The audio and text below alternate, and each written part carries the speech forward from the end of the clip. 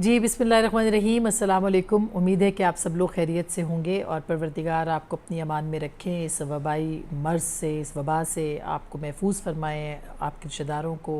अज़ीज़ अक़रबा को, तमाम जानने वालों को परवरदिगार आपके लिए आसानियाँ पैदा करे। जो आज का हमारा मौजू है वो यकीनी तौर पर आपको समझ में आ गया होगा कि इस वक्त इस्लामाबाद में जो चहमगोइयाँ हैं वो बहुत ज़्यादा हैं। बहुत जो आपसी लड़ाइयाँ हैं पाकिस्तान तहरीक इंसाफ की वो इस हद तक बढ़ गई हैं कि अब इसके ऊपर शायद किसी और को कोई और वार करने की ज़रूरत नहीं, क्योंकि अंदर से ही बहुत जो सूरत हाल है वो एक दूसरे के ख़िलाफ़ काफ़ी हद तक मामला गर्म हो चुका है। पाकिस्तान तहरीक इंसाफ का वजूद में आना ज़ाहिर है कि मुख्तलिफ़ जमातों के लोगों को इकट्ठा किया गया या हुए या इस पार्टी के अंदर जमा हुए। पाकिस्तान तहरीक इंसाफ के अंदर इसमें जनूबी सूबे के महाज के हवाले से भी लोग शामिल थे, इसके अंदर पाकिस्तान तहरीक इंसाफ के अपने लोग भी थे, इसमें पाकिस्तान मुस्लिम लीग नवाज़ के कुछ लोगों को भी बाद में जो है वो भी शामिल हुए और बहुत सारे एक मुख्तलिफ़ुल ख़याल जो लोग हैं उनके ऊपर मुश्तमिल एक ये हुकूमत जो है वो तश्कील पाई और इसके अंदर फिर बहुत सारे फिर आगे एलाइज़ भी आ गए। तो अब ये अपोजिशन तमाम जमातें, भले वो JUIF है, भले वो PMLN है, वो पीपल्स पार्टी है, वो तमाम जमातें ये बार बार इल्ज़ाम लगाती रही हैं कि तमाम जमातों को, मुख्तलिफ़ जमातों के जो इलेक्टेबल्स थे उनको तोड़ के एक जगह पर जो है वो इकट्ठा किया गया और इस वजह पार्टी का जो है वजूद लाया गया ताकि इसको मुंतखब करा के इसको इक़्तिदार दिया जाए। ये वो इल्ज़ामात हैं जो कि अपोजिशन जमातें मुस्तकिल इस पार्टी पे, पाकिस्तान तहरीक इंसाफ पे लगाती रही हैं।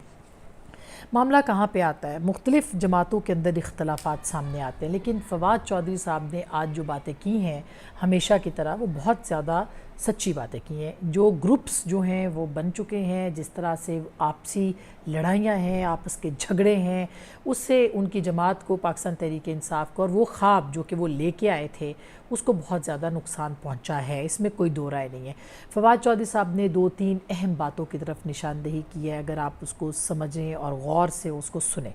एक, उन्होंने खुल्लम खुल्ला अपने ही जमात के चेयरमैन के ऊपर एक ये खुले लफ्ज़ों में कहा है कि वो अपनी टीम मुंतखब नहीं कर सके। दूसरा, गैर मुंतखब लोगों को उन्होंने पॉइंट आउट किया है। तीसरा, उन्होंने अगले 6 महीने के अंदर परफॉर्मेंस अगर ना दिखाई गई तो पार्टी के लिए प्रॉब्लम्स हो सकते हैं। उन्होंने कहा कि ये ख़ुद इमरान खान साहब ने कहा है। अगर आप उनके पहले नुक्ते को देखें जिसके ऊपर वो बात कर रहे हैं कि जहांगीर तरीन साहब किस तरह से असद उमर साहब को उन्होंने बाहर कराया और जिस तरह से असद उमर साहब ने फिर जहांगीर तरीन साहब को बाहर कराया और जिस तरह से फिर काबीना के अंदर आज फैसल वावडा साहब ने कहा कि साजिशें हो रही हैं और वो फिर वो पल पड़े और उसके बाद फिर वो शाउट करना शुरू हो गए। फिर उसके बाद वज़ीर आज़म को उनको इंटरफेयर करना पड़ा, वज़ीर आज़म को चुप कराना पड़ा, वज़ीर आज़म यहाँ तक कि उनको दूसरे कमरे में उन्होंने भिजवाया और उनको समझाने की कोशिश की। और फिर उनका ये कहना कि हमें पता है कि साजिशें हो रही हैं। फिर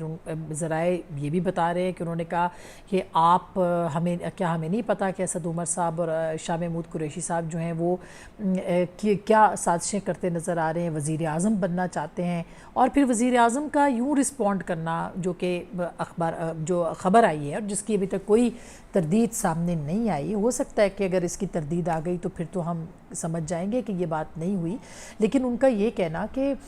हमें मालूम, मोस्टली ख़बरें निकलती उस वक्त हैं और फिर जब उनके ऊपर खामोशी होती है उनको निकाला जाता है, उन ख़बरों को लीक किया जाता है, उन ख़बरों को बताया जाता है ताकि वो फैलाई जाएँ और उसके बाद उसका प्रेशर जो है वो बिल्डअप किया जाए। वज़ीर आज़म का कहना कि उनको मालूम है कि साजिशें क्यों हो रही हैं। आपको याद होगा कि कुछ दिन पहले floor of the house Khwaja Asif साहब ने एक बड़ी जब डिबेट ओपन की थी बजट की, बड़ी इंपॉर्टेंट बात की थी। उन्होंने ये फरमाया था कि इस पार्टी के अंदर से जो लोग हैं वो वज़ीर आज़म के ख़िलाफ़ हैं और वो कोशिशों में मसरूफ़ हैं कि वो उनको हटाया जाए और वो कैंडिडेट मौजूद हैं वज़ीर आज़म के लिए। उन्होंने कहा कि वो इंटरव्यूज़ उनके उठा के देख लें, उनके बयानात देख लें, उनकी बातें सुन लें। तो ये सारी बातें हैं जो कि ख्वाजा आसिफ साहब ने की और उसके बाद से PTI के अंदर जो है वो एक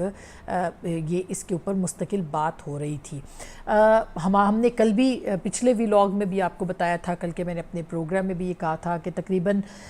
20 کے قریب ایسے لوگ موجود ہیں اس وقت بھی پاکستان تحریک انصاف کے اندر، قومی اسمبلی کے اندر، جو کہ جن کا الگ دھڑا اس وقت بنا ہوا ہے، وہ ناراض اراکین ہیں، اور ایک لمبی فہرست ہے ان کی، میں گنوا سکتی ہوں ان سے اجازت کے بعد، لیکن راجہ ریاض صاحب جو ہیں، جہانگیر ترین صاحب کے بعد وہ کھل کے بولے ہیں۔ اسی طرح سے مختلف جو پارلیمانی کمیٹیوں کے اجلاس ہوتے رہے، اس میں جو خیبر پختونخوا سے نور عالم خان صاحب بولتے رہے ہیں، بہت سارے اور لوگ بھی ہیں جو کہ پارٹی سے ناراض ہیں۔ آج ریاض مزاری صاحب جو کہ جنوبی پنجاب محاذ کے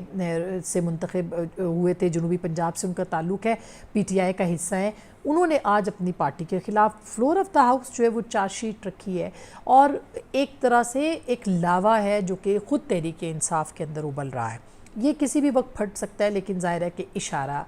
نہیں ہے اور اشارے کی دیر ہے، اور آپ کو پتہ ہے کہ اشارے جو ہیں وہ کہاں سے ہوتے ہیں۔ لیکن صورتحال یہ ہے کہ گورننس کے جو مسئلے ہیں، جس طرح سے آج کی بات یا آج کی کابینہ کی لڑائی ہے، یا فواد چودھری صاحب نے جو اسٹیٹمنٹ دیا ہے، یہ اسٹیٹمنٹ اس لیے دیا ہے کیونکہ پاکستان تحریک انصاف کے اندر یہ بات مستقل زیر بحث ہے کہ وہ عوام کو ڈیلیور کرنے میں کامیاب نہیں ہو رہے، اور اب فیس سیونگ کے لیے وہ برڈن شفٹ کر رہے ہیں ان غیر منتخب لوگوں کے اوپر، جو کہ کسی وقت میں خود وزیر اعظم نے منتخب کر کے کابینہ کا حصہ بنائے، اور مختلف وقتوں کے اندر وزیر اعظم سے یہ سوال پوچھا جاتا رہا ہے کہ آپ نے غیر منتخب لوگوں کو کیوں حصہ بنایا ہے، کہ معاونین کی ایک بڑی تعداد ہے۔ آج بھی کابینہ میں ندیم بابر صاحب کے اوپر سوال اٹھے ہیں، ظفر مرزا صاحب کے اوپر سوال اٹھے ہیں، حفیظ شیخ کے اوپر جو ہے وہ سوالات اٹھے ہیں۔ کیا وزیر اعظم کی آشیرواد کے بغیر ان لوگوں کو منتخب کیا جا سکتا تھا، ان کو پارلیمان کا، ان کو کابینہ کا حصہ بنایا جا سکتا تھا؟ ایسا قطعی نہیں ہے۔ یہ اپنی جو جس طرح کی سچویشن اس وقت بن گئی ہے، یہ گراؤنڈ تیار کیا جا رہا ہے کہ لوگوں کو یہ جواب دیا جا سکے کہ اگلے چند ماہ کے اندر جو لوگوں کا غصہ ہے، غم ہے، وہ غیر منتخب افراد کے اوپر ہو جائے، وہ ان کے اوپر ان کی نشاندہی نہ کی جائے، اس ناکامی کی ذمہ داری ان کو، ذمہ داری اس کی جو ہے ان کے اوپر نہ ڈالی جائے۔ تحریک انصاف اس کے لیے پوری طرح سے، اور آج بھی فواد چودھری صاحب نے اگر سٹیٹمنٹس دیے ہیں، یہ ممکن نہیں ہے کہ انہوں نے یہ سٹیٹمنٹس جو ہیں وہ عمران خان صاحب کے کہے بغیر جو ہے وہ دیے ہوں۔ بہت امپورٹنٹ باتیں انہوں نے کی ہیں اور بہت اہم باتیں کی ہیں، لیکن اس کے باوجود اس کا جو کرکس ہے، اس کا ایک اہم جملہ جو کہ فواد چودھری صاحب نے اپنے اس ولاگ میں، اپنے انٹرویو میں جو ہے وہ کہا ہے، اور میں یہ آپ کو بتا دوں کہ میں خود فواد چودھری صاحب کی بہت، ان کی جو بولڈنس ہے، ان کی جو وہ جو بات کرتے ہیں، وہ کابینہ کے اندر بھی بولتے ہیں، وہ وزیر اعظم کو بھی چیلنج کر دیتے ہیں، وہ اپنی پارٹی کو بھی چیلنج کرتے ہیں۔ میں خود ان کی بڑی مداح ہوں اس معاملے کے اوپر کہ وہ بہت بولڈ ہے، لیکن آج انہوں نے یہ بھی کہا ہے کہ جو سویلین سپریمیسی ہے وہ کیسے آئے گی جبکہ آپ ڈیلیور نہیں کر پا رہے ہیں۔ تو ایک سوال انہوں نے پارلیمانی نظام کے اوپر بھی اٹھا دیا ہے۔ کیا جو سوچنے والے ہیں وہ یہ بات سوچیں گے کہ اس ساری ناکامی کا شاخسانہ یہ نہ نکلے کہ پارلیمانی نظام کو جو ہے وہ چیلنج کیا جائے؟ اگر جو بھی یہ سوچ رہے ہیں یہ غلط ہے۔ پارلیمانی نظام کا نہ تو کوئی قصور ہے اور نہ ہی پارلیمانی نظام ناکام ہوا ہے۔ یہ ناکامی ان تمام لوگوں کی ہے جو کہ عوام کے منتخب یا غیر منتخب یا ڈائریکٹ یا انڈائریکٹ جو بھی ہے، جس طرح بھی ہے، آئے ہیں، لائے گئے ہیں، جو بھی ہے، ان کی ناکامی ہوگی۔ یہ نظام کی ناکامی قطعی طور پر نہیں ہوگی، لیکن یہ باتیں اب جو ہے وہ شروع ہو گئی ہیں کیونکہ عوام کرونا کے حوالے سے جس طرح کے معاملات ہیں اور عوام کے اندر جو غم اور غصہ ہے اور جو ایک تضاد کی پالیسی ہے، اور پی ٹی آئی کے لوگ جو منتخب لوگ ہیں جب وہ اپنے حلقوں میں جائیں گے ان کو یہ، اور کرونا کا معاملہ ونس یہ اوور ہوتا ہے تو ان کو اپنے عوام کے پاس جانا ہوگا، پھر ان کو سمجھ آ رہی ہے کہ عوام ان کے ساتھ جو ہے وہ کس طرح بات کر سکتے ہیں، وہ کس طرح سے ان کو جواب دے ہوں گے۔ یہ سب سے بڑا اہم سوال ہے۔ لیکن اس پورے معاملے کے اندر جو دلچسپ بات ہے، وہ آخری بات میں آپ سے کرنا چاہتی ہوں، وہ یہ ہے کہ اپوزیشن خاموش تماشائی ہے۔ اگر پرفارمنس اچھی نہیں ہے، گورننس اچھی نہیں ہے تو اپوزیشن کو کیا کرنا ہے؟ اپوزیشن کے پاس بھی کوئی لائحہ عمل موجود ہے جو کہ ایک پارلیمانی نظام کے اندر اپوزیشن کے پاس ہوتا ہے، اور ان کے پاس ایک پورا ایجنڈا ہوتا ہے کہ اگر حکومت ناکام ہو رہی ہے تو آپ نے کس طرح سے عوام کو باور کرانا ہے۔ ہمیں نہیں لگتا کہ سر دست اپوزیشن جو ہے وہ اس میں انٹرسٹڈ ہے، اور اگر وہ بھی اس میں انٹرسٹڈ نہیں ہے اور حکومت بھی ڈیلیور کرنے میں ناکام ہو رہی ہے تو خدا نہ خواستہ اس کا شاخسانہ ایک جو ہے وہ انارکی کی صورت نہ نکلے۔ اس پہ ارباب اقتدار کو، ارباب اختیار کو اور طاقتور مراکز کو ضرور سوچنا چاہیے۔ آپ اپنا بہت خیال رکھیے گا اور اپنا بہت احتیاط کیجیے گا، ہمارا چینل بھی سبسکرائب کیجیے گا، لیکن احتیاط کی بہت ضرورت ہے۔ آپ سے پھر ملاقات ہوگی، اللہ نگہبان۔